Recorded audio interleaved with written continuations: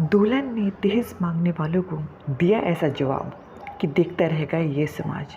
इसे कहते ईंट का जवाब पत्थर से देना। यह है आज की कहानी। निशा आज दुल्हन के रूप में बहुत सुंदर लग रही है। निशा एक पढ़ी लिखी और समझदार लड़की है। निशा की बारात दरवाजे पर खड़ी है। खूब नाचना गाना, खूब मस्ती हो रही है। सब बहुत अच्छे से चल रहा है। निशा के पापा सुनील ने शादी में बहुत पैसा लगाया है, दहेज भी खूब दिया है। सभी मेहमान बहुत तारीफ कर रहे हैं। पर निशा के ससुर प्रमोद अब भी खुश नहीं थे। उनका बेटा सरकारी विभाग में था तो प्रमोद को दहेज कम लग रहा था। वो सोच रहा था मेरा बेटा सरकारी है तो इस वजह से हमें तो बहुत सारा दहेज मिलना चाहिए था। अब दूल्हा दुल्हन की जयमाला भी हो जाती है और वो दोनों फेरों के लिए बैठ जाते हैं। अब फेरे शुरू होने ही वाले होते हैं कि प्रमोद जोरों से बोलते हैं, रुक जाओ, ये शादी नहीं हो सकती। सुनील और वहाँ पर खड़ा हर इंसान प्रमोद की तरफ देखने लगता है।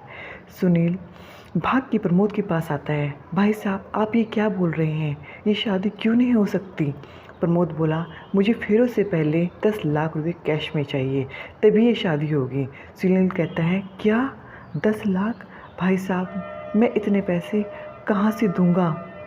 आपने जो दहेज मांगा मैंने सब कुछ दिया, बड़ी गाड़ी भी दी, अब आप 10 लाख की क्यों मांग कर रहे हैं? प्रमोद गुस्से में बोलता है, अरे मेरा बेटा सरकारी है और तुम हमें सस्ते में टाल रहे हो, ये नहीं चलेगा। पहले पैसे दो, फिर ये शादी होगी। ये देखकर निशा भी खड़ी हो जाती है और अपने होने वाले दूल्हे शिवम से कहती हैं, आप अपने पापा को समझाइए, मेरे पापा ने इतना कुछ दिया, फिर भी ये पैसों की मांग क्यों? लेकिन शिवम अपने पापा के सामने कुछ नहीं बोलता और वहीं चुपचाप बैठा रहता है। ये देखकर निशा को बहुत दुख होता है। सुनील अब पैसों का इंतज़ाम करने में लग जाता है, अपनी बेटी की शादी जो बचानी है। अब ऐसे ही हालात और मजबूरी बन चुकी थी। सुनील जैसे तैसे लोगों से मांगकर पैसों का इंतज़ाम कर लेता है और प्रमोद को 10 लाख रुपए दे देता है। लेकिन निशा शादी के लिए मना कर देती है। वो बोल देती है, मुझे ऐसा ससुराल नहीं चाहिए जहाँ रिश्ते प्यार से नहीं पैसे से बनते हैं। लेकिन उसके पापा की मजबूरी थी उसकी शादी करवाना। इस समाज का डर जो था, उसके पापा कहते हैं, बेटा पहले होता तो मना भी कर देते, लेकिन अब बात फेर तक आ चुकी थी। निशा शादी तो कर लेती हैं पर उसके दिमाग में अब भी सब वही चल रहा होता है।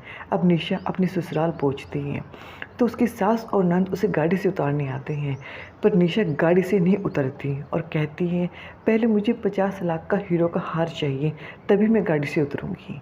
ये सुनकर वहाँ पर खड़े सभी लोग हैरान हो जाते हैं। सब लोग निशा को समझाने की बहुत कोशिश करते हैं पर वो किसी की नहीं सुनती और बार बार एक ही बात कहती है, मुझे तो हीरो का हार ही चाहिए, तभी ये शादी होगी, तभी मैं गाड़ी से उतरूँगी। धीरे धीरे वहाँ आसपास के खूब लोग इकट्ठा होने लगते हैं। ये देखकर प्रमोद को बहुत शर्मिंदगी महसूस होने लगती है और वो निशा से कहता है, हम तुम्हें 50 लाख का हीरो का हार कहाँ से देंगे? तभी निशा गुस्से में बोलती हैं, जहाँ से मेरे पापा ने आपको 10 लाख रुपए दिए।